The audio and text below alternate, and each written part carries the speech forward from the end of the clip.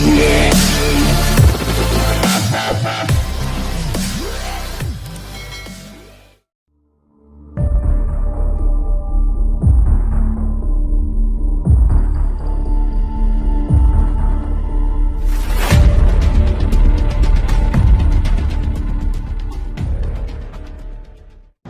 araw po sa ating lahat, mga kapatid na riders, at ganoon din po sa ating mga kababayan na maaaring manood nitong ating video. Ito pong aking ilalabas na video ay reaction po sa mga pahayag ni Colonel Nebrija ng MMDA. Ganoon din po yung pong reaction ko po sa pahayag ng DOTR consultant na dating LTO Chief Engineer Albert Swansing. At magbibigay din rin po ako ng reaksyon sa inilabas na pahayag ni Mr. Ben Tulfo nitong bitag. Kung mapapansin ninyo po, nitong mga nagdaan, maraming araw na rin po ang nagdaan na parang ako po ay tahimik lamang dito sa issue na ito. Pero nakiliti po ako dito sa huling nabasa ko dito sa comment ni Colonel Nebrija. Sabi po niya dito, tama po, huli ng enforcer, idol. Ganito po sabi niya, tama po, huli ng enforcer, idol nyo mali, ha ha ha ha, siya turuan ninyo. So ito po ay 2 days ago. Ibig sabihin po ay hanggang sa kasalukuyan po ay naniniwala po si Colonel Nebrija na tama ang ginawang panghuhuli at paninikit ng kanilang enforcer sa rider na hindi nakasapatos ang kanyang angkas, ang kanyang asawa.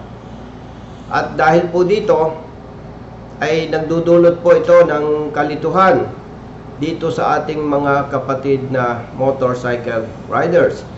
Lalong-lalo na po yung ating mga kapatid na motorcycle riders na nagagawi o tagaroon sa Metro Manila. Lilinawin ko lamang po sa ating lahat, ito pong issue na ito ay hindi Colonel Busita versus Colonel Nebrija. Huwag po tayong magpadala sa issue na parang kami po ni Colonel Nebrija ay nag-aaway dahil dito sa nangyaring insidente. Ang usapin po dito ay ang tamang pagpapatupad ng batas para hindi maabuso o maperwisyo ang sino mang rider na nagagawi sa Metro Manila. Lilinawin ko po, ako po ay hindi nakikipag-away kay Colonel Nebrija. Kaya ginagawa ko ito. Ito po ay sa abot po ng aking makakaya ay nais ko lamang pong ipagtanggol ang panig ng ating mga kapatid na riders. Kung mapapansin naman po ninyo yung mga nauna kong videos, ay ako po ay walang pinipili. Basta tama ang rider, wala po akong pinipili. Ipinaglalaban ko po ito sa maayos na pamamaraan. At napansin nyo naman po na matapos kong maaksyonan ang aking pagtulong dito sa ating mga kapatid na riders, ganun din ang mga truck drivers na humingi ng tulong sa atin, siguro naman po ay napapansin ninyo na ang enforcer o ang pulis o ang sinita nating riders ay nagpapapicture pa po kasama ako. Ito po ang patunay na hindi naman po ako bastos o siga kapag ka po ako'y may inaayos na problema. Ito pong nangyari na issue, ito nga pong backrider na nakasandals, ang nangyari po nito ay tumawag sa akin itong rider. Ganon din po ang kanyang asawa. At sinabi po nila na natikitan ang rider dahil nga ang kanyang backrider, ang kanyang asawa ay hindi nakasapatos. At syempre po, alam naman po nating lahat na ako po ay may advokasya, at kapag tama po ang rider o ang driver at mali ang enforcer o ang pulis, ipinagtatanggol po natin ang rider. At hindi po ako, wala po akong karanasan na binaraso o ano paman kapag mali ang rider o ang driver.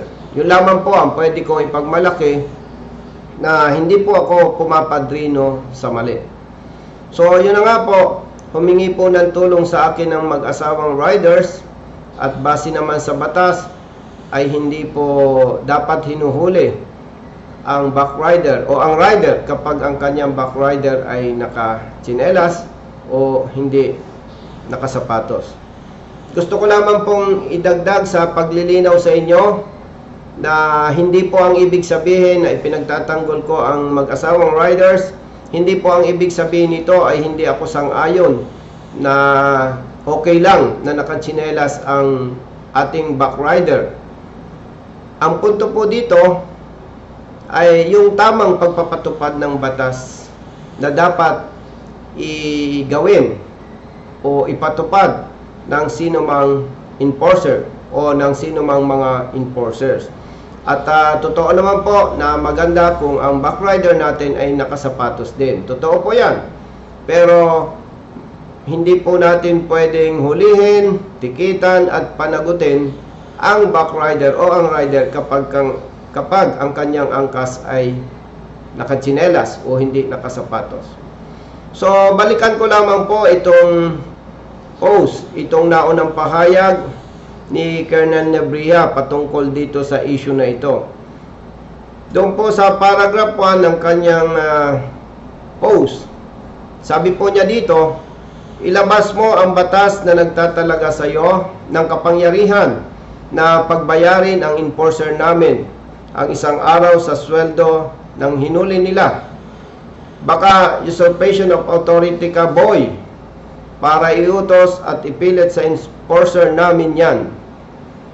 Paglilinaw po, hindi ko lamang po alam kung anong particular na batas, pero alam po nating lahat na kapag ikaw ay may nagawang pagkakasala sa sino man, ay ikaw po ay maaaring panagutin ng batas para magbigay ng danyos. Ito yung madalas po nating tinatawag na danyos for wisyo. Ano po?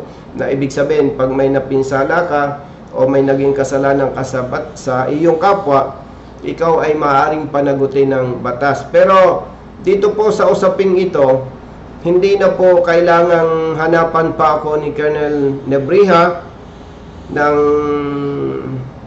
batas na nagsasabi na ako ay binibigyan ng kapangyarihan, sapagkat hindi ko naman po inutusan o hindi ko pinilit ang kanilang enforcer. Malinaw na malinaw po sa video, kaharap po ang iba pang mga traffic enforcers ng MMDA, hindi ko po inutusan at lalong hindi ko po pinilit ang kanilang enforcer para bayaran itong mag-asawang riders. Malinaw po doon, iminungkahi ko na dapat ay bayaran niya itong isang araw nitong backrider dahil sa kanya pong maling panguhuli. At kaharap din po ang iba pang mga MMDA enforcers, at makikinig po natin sa video na inaamin po nila, hindi nila hinuhuli ang mga riders na may angkas na hindi nakasapatos. Malinaw na malinaw po yun. At doon po sa usurpation of authority, kung yun po ang paniniwala ni Colonel Nebria, meron naman pong legal team ang MMDA. Siguro po para mas maging malinaw ito sa ating lahat, at kung pinaniniwalaan po niya na ako ay may nalabag itong sinasabing usurpation of authority, totoo po na napakaganda na ako po ay sampahan niya ng kaso para ang korte ang magsasabi po kung ako po ay nagkasala sa batas. Ito nga pong tinatawag na usurpation of authority. Dito po sa ikalawang paragraph nitong post ni Colonel Nebrija. Basahin ko po. Kung may problema ka sa huli namin bilang dating pulis at miyembro ng HPG, alam mo dapat sa adjudication nire-resolve yan at wala kang karapatan pakialaman huli ng enforcer namin.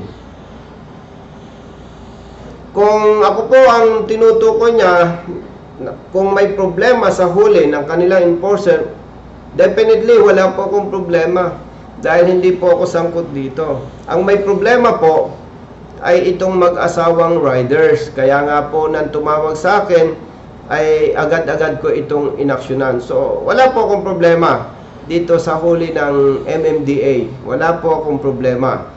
At sabi po niya dito,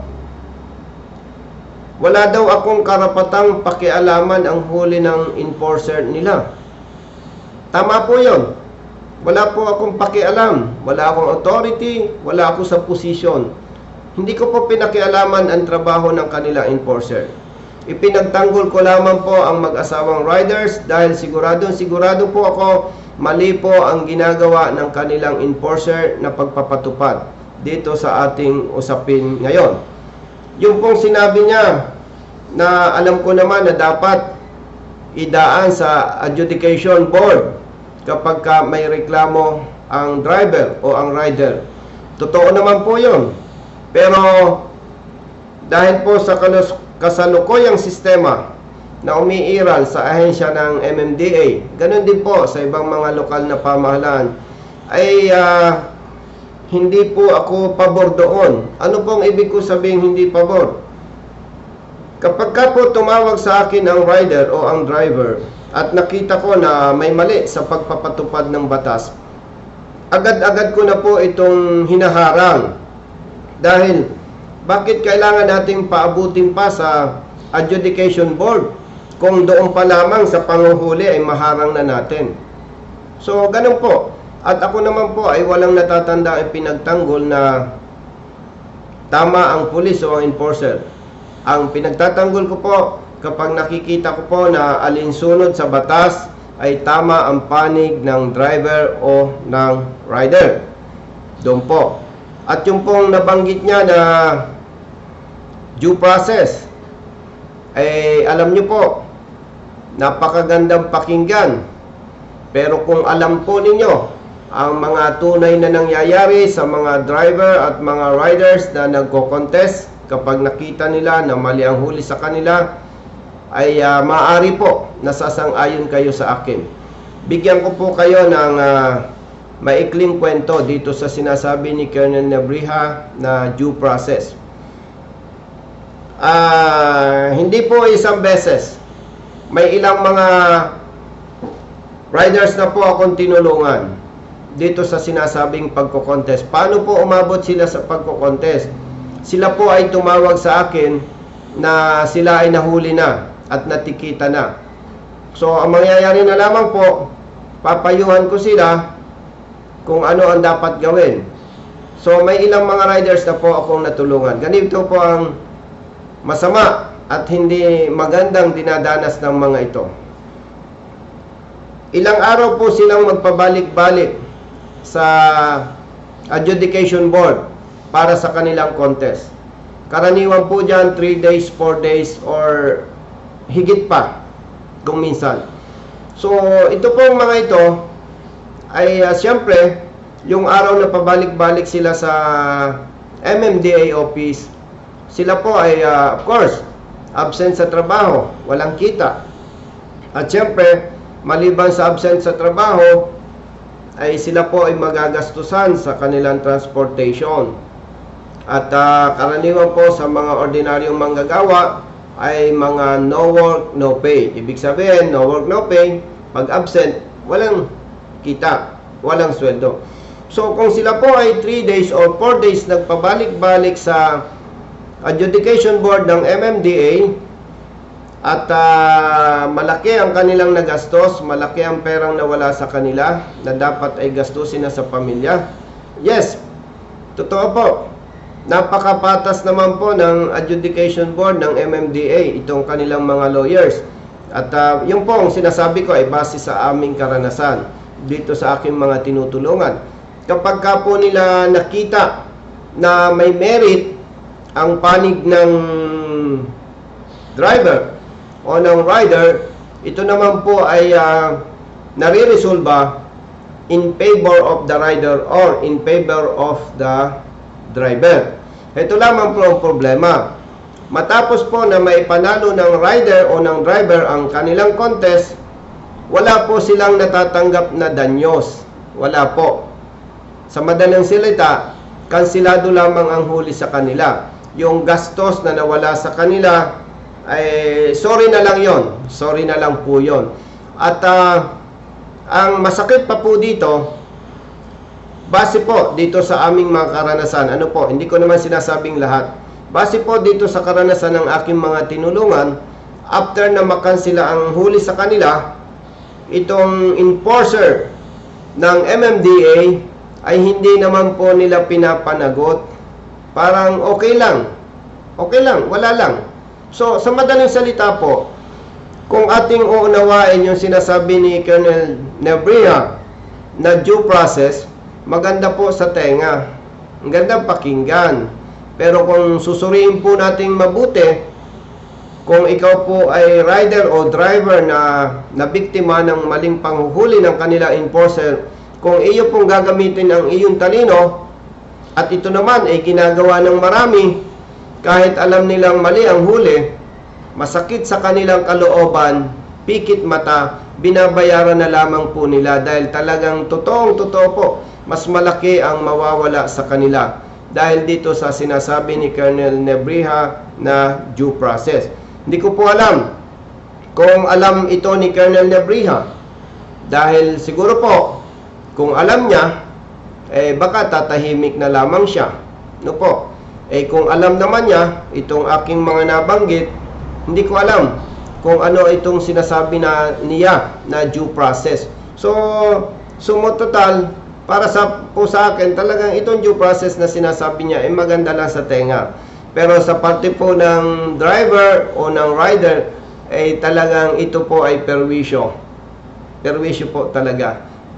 Kahit manalo sa contest, kung ating susuriing mabuti, overall, talo pa rin po ang driver o ang rider, kahit na ang mga ito ay nasa katwiran. At ang nagkamali namang enforcer ng MMDA ay hindi po nila pinapanagot.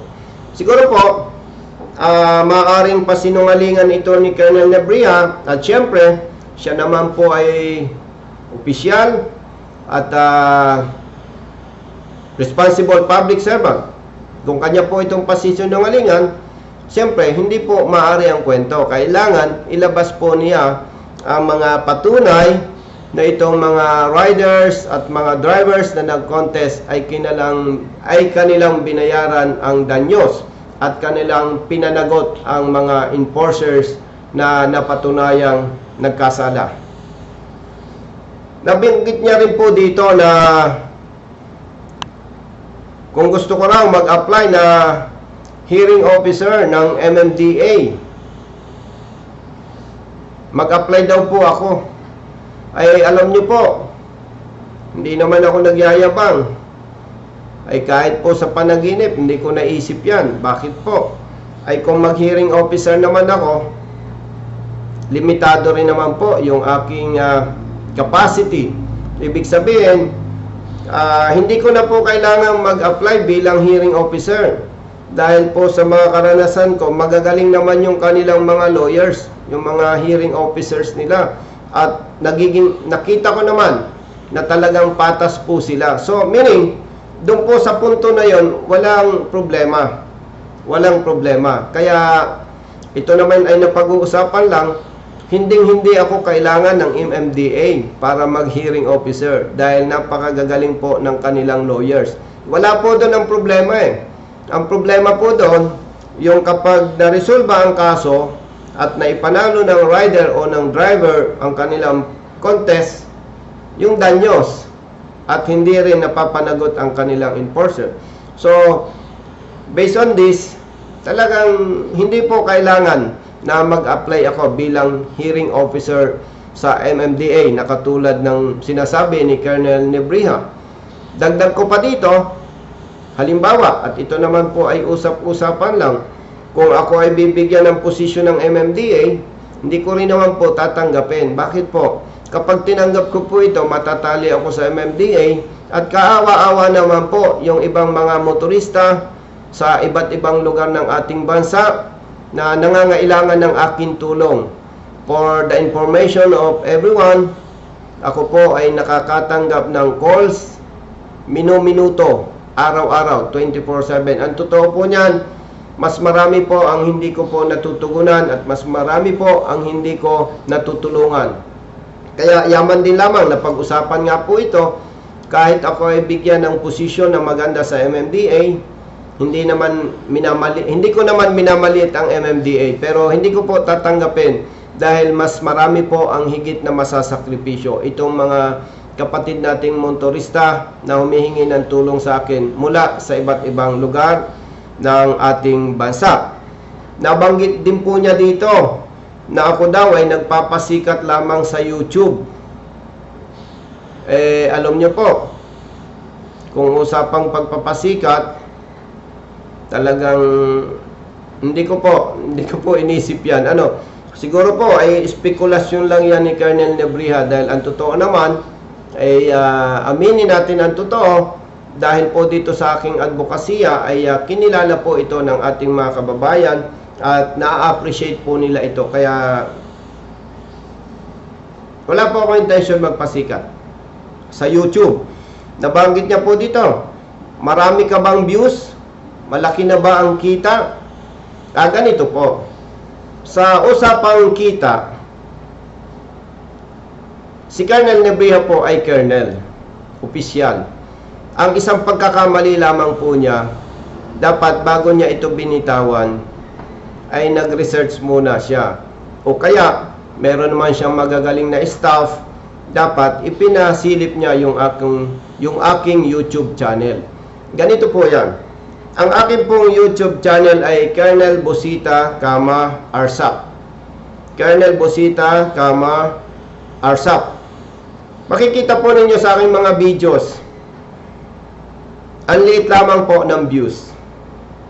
Pero, yung napakarami, mga iba't ibang YouTubers, mga iba-ibang vloggers, ang lalaki po ng views. Pansinin po ninyo yan.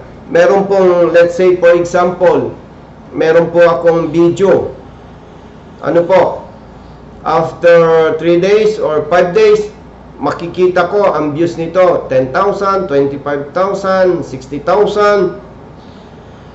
Then, pag nakita ko po yung ibang gumamit ng video ko, 700,000, 900,000, 1 million, 3 million. May nakita pa nga po kung gumamit ng video ko 13 millions.